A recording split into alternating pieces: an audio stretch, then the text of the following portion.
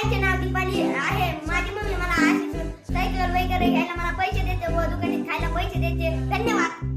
नमस्कार, माझ्या आईचे नाव दिशा. माझी आई शेतात खूप कष्ट करते व मला लाड पण लावते आणि मला हाणते पण. माझी आई सध्या कारखान्याला आहे. धन्यवाद. माझ्या आईचे नाव स्वाती. माझी आई मला खूप जीव लावते. धन्यवाद. माझ्या आईचे नाव प्रियांका. माझी आई मला वही घ्यायला पैसे देते, शाळेत जायला डबा घेते. धन्यवाद.